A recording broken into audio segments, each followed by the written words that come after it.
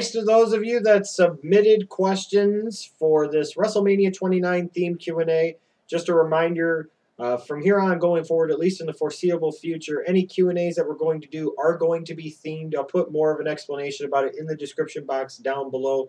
The next one that you'll see will be a WWE Hall of Fame themed Q&A, and then after that, when that video is uploaded, you'll find out what the next one we're going to do is, or the next couple. You guys ready? Yeah, let's get to it. Let's get it. Your 3 favorite OTRS members, everybody.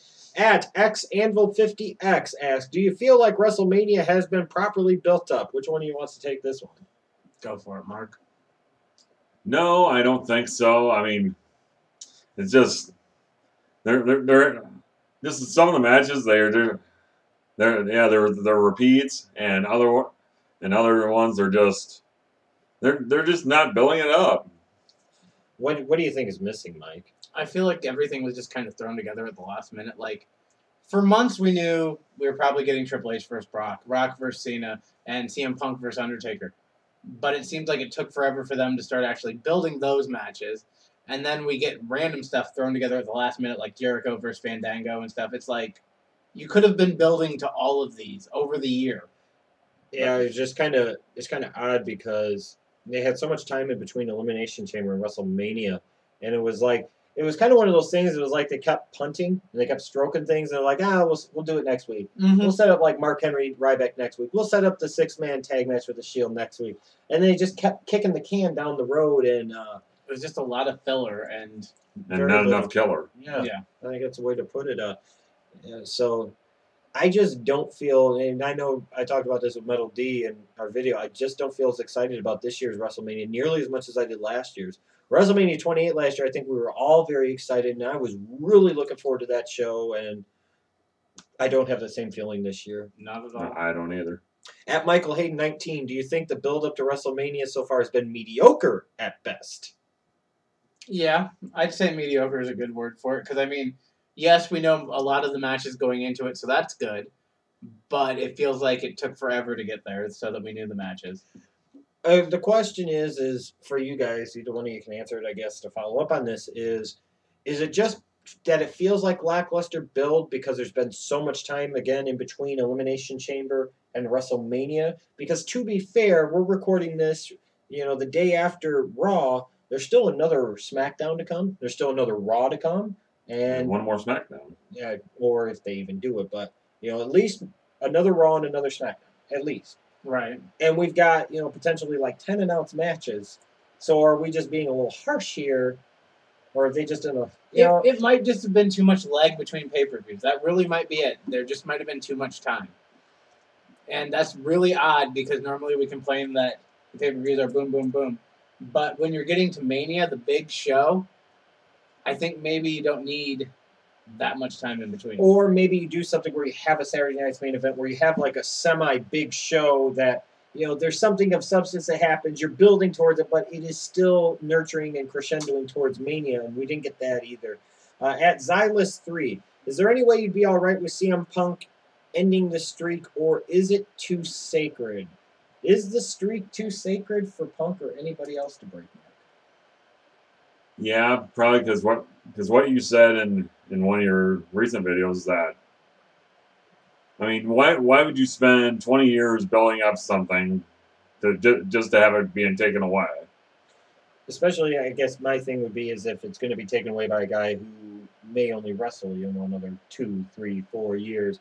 I don't see a lot of return of investment. I'd want to, if I was going to have that streak end, I want it to end to somebody that's going to be there on the top, be the man for a decade, for 12 years, for 15 years. I'd want to have maybe a streak versus streak, Miz versus Undertaker. Shut your mouth. After Miz gets another year or two in there. Yeah, at this point, to be honest with you, I would not be an advocate of Punk ending the streak, nor would I frankly be an advocate of Cena ending the streak, or even really anybody else ending the streak at this point. There's no point to it. I don't think that the streak itself is too sacred. I just don't think that the situation is right. At Anything Goes Show WWE, what match are you guys looking forward to the most heading into WrestleMania 29? Quick answer, Mike. Exactly, Mark. Mark was telling me he really wanted to see Rock versus Cena again. Oh. That he can't wait until John Cena is the WWE champion again. Yeah, shut up. I'll go with Triple H and Brock because at least I know that there'll maybe be some blood. Triple H hasn't promised us a death this time, though, so I'm greatly disappointed. We're going to get taint sweat, which is also code for piss up his butthole. Brock Lesnar's going to get busted open, and somebody may or may not die, although I don't think that's been guaranteed yet. But those promos haven't been 30 minutes lately. It's like I feel gypped. Oh, gypped is the word for it. You know, all that shit we used to talk about triple-lepsy, you know what it really was? It was a therapeutic type of thing. Triple-lepsy was good for the soul. 30-minute promos, they help you catch nap. Yeah, you can catch a right? It's like meditating. It is. It's like meditating. It's relaxing. You think about it. When Triple H puts you to sleep with a 30-minute promo, it's what the doctor prescribed. I mean, especially during a 3-hour Raw. Right? Exactly. He gives you a built-in nap time. And we've been robbed of that this year, and it's bullshit. We don't even have Divas matches to go to the bathroom during lately. We did Monday night, but the match that I would look forward to the most would be Mark Henry versus Ryback, or Triple H beating that, as Metal D would say, sandwich salesman Brock Lesnar. You don't know what you're in for, Brock. Praise God, he's going to beat your ass at WrestleMania. Will that be another reason for him to go in the Hall of Fame? Yes. I believe we're up to 36 now. And Lucas Nunnery. Not that anybody can see any of those reasons. Yeah, exactly. Do you think this is really mind-fucking people why all of a sudden I'm praising God so much? Okay. Just go to the next question. And Lucas Nunnery. What do you think will be the main event? Probably be the same match as last year. Rock versus Cena. Only difference would be two things. Oh, man. I'll put it this way. I would find it very hard to believe that Triple H would have a retirement match and it not be main event. So I would have to think that if it's not main event, he's going over. Same thing with Taker. Taker Punk. If that's the closing match, I'm going to leave the room because I don't want to be around you afterwards. Probably wouldn't be a bad idea. So I'm actually kind of hoping at this point that Rock versus Cena 2 will be the main event. At Baller B. Scott, do you think The Rock will possibly defeat Cena at Mania, then lose the strap on Raw the next night for shock value? I don't know why that would happen, but... Has he been confirmed for Extreme Rules yet? Yes. Has he? For sure, 100%? I believe so. I think so. I haven't been reading the dirt sheets or anything else, and maybe some of you should stop too. It's a good benefit. One thing though, that would mean that The Rock would actually have to wrestle a match on Raw, according to this scenario. No, brother. That ain't happening. No. The only thing he's doing is working pay-per-views and having G.I. Joe movies be put on hold for a fucking year because the studio decided we want to get more Channing Tatum. No, it was because they wanted to put it out in 3D because they know it's not a good movie. Well, the first one wasn't. Bruce Willis can't save everything. Ask Armageddon. Armageddon wasn't bad. Steve Buscemi's awesome in that movie when he goes crazy on the moon. Of all the people that you were gonna fucking cite, you got what the fuck's Billy Bob Thornton. You got Steven Tyler's daughter, right? Liv. Yeah. You got Ben Affleck. Ben Affleck. And you're gonna cite Bruce Willis, and you're gonna cite Steve Buscemi. And Owen Wilson and Ving Rhames. And how big were their roles exactly? You're citing secondary players. Owen Wilson died when they got to the moon. Which made the movie awesome for a or moment. not the moon, the asteroid, whatever. Who gives a fuck? Nobody's paying It was Owen Wilson. Who cares? At Can You Lick 21, where's Vince Vaughn? Anyways, would you add a stipulation to the Rock Cena match? If so, what would it be from Can You Lick 21? Does it really need a... Does it really need a stipulation? Retirement match. No. Loser has to watch both G.I. Joe movies back to back. Winner faces Undertaker next year. There we go. At Disco Ben, also known as Nebek Civ, we got two questions here. What impact will the fact so many matches or rematches have on the show? There'll probably be a different outcome than the first time the match happened. I think this is more of an example of the rematches maybe affect the build-up a little bit, but once you get into the actual moment, they won't affect the show that much, unless it's the exact same match, which, like you said, probably won't be. Yeah, I mean, but it also makes people think, oh, this is predictable. Triple H is going to win this time. Cena's going to win this time. But it could lead to some potentially really, really entertaining matches because everybody's worked with each other before. They should all have chemistry and figure out what works and what doesn't. Who's being left out of Mania that should be booked? Brad Maddox. Well, that's an obvious. That is. Honey Boo Boo. You know what? I'm all for it.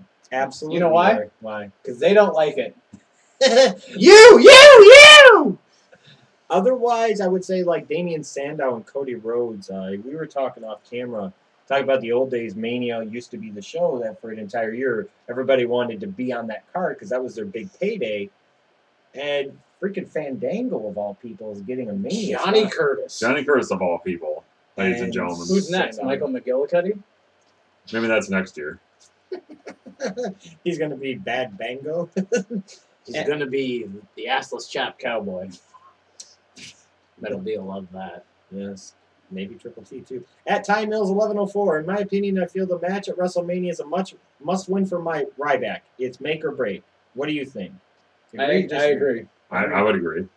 I disagree only because of the fact of You have to look this monkey. number one and number two. He's lost enough other matches. You know, I just wonder if there really is a make or break anymore at this point because he still seems to be at least somewhat over. But I don't know. Yes, that and I have to live with that cat. At Psycho Walker, how much time do you think each undercard match will get? 15. Depends on what it is, probably. Including entrances, probably 8 to 12 minutes. Fandango versus Jericho. However long Jericho tells Fandango to make it last. Look at me! Look at me! Hit me! Don't say anything. Walk away. Walk away! At T. Turnell, well, what do you expect the Rock Cena finish to be? Cena will win, but it'll probably.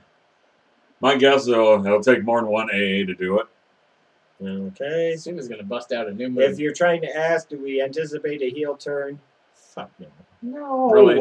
There's nobody else in the company ready to step up into that spot. At Mark Henry is God. I know that Twitter user. Why the fuck we ain't getting Sheamus versus Mark motherfucking Henry at WrestleMania 29? That's a great question, Smokey, of which I do not have an answer. Maybe they're saving it for WrestleMania 30? SummerSlam. No, he wants it at Mania. It's already happened at SummerSlam. WrestleMania XXX. We might even see China. What the fuck? Is Vin Diesel going to be there too? At Chaz Kaminsky, whatever. Do you think Randy Orton will turn heel at WrestleMania 29? Yes or no? Sure. Maybe. Him and Big Show are going to betray Sheamus and the Shield's going to win. And Randy Orton's going to be the leader of the Shield. And then he's going to bury all of them. Just like he did Cody Rhodes and Ted DiBiase. Ted, who you asked? Exactly. The beautiful insight. No, I don't, but if they did, hell yeah, let's go with that. At AA0707, will the World Heavyweight Championship open the show? As the last 2 years, so let's go for the trifecta. Nah. Fandango and Jericho. Ooh, that's going to get like second or third billing, brother. At Cyanide Range, Schleg Daddy, would Sid versus Johnny Ace happen at WrestleMania? And should it end with Ace being forced to do a big boot off the top? No, he should be forced to ride a surfboard off the top turnbuckle. He's a dynamic dude. Only Sid can do the second boot. Or the boot is off the second row. I can't even fucking talk. I'm just so excited about it. It's him and Johnny Ace. Fucking, he comes off the second rope with the fucking big boot and his legs going everywhere, and then they have a snowball fight afterwards. It'd be awesome. Last question. At air guitar skills, whatever. With The Rock advertised for Extreme Rules. See? I guess. Question asked. You think there's a possibility Cena loses again? No. No. God, I really doubt it. You can't have Cena lose twice and still expect people to tune in for Cena. I mean, little kids. Their hero got beat twice. They're still not going to see G.I. Joe. To be fair, they'd probably be in bed by the time the match happened anyways. Good point. Thank you.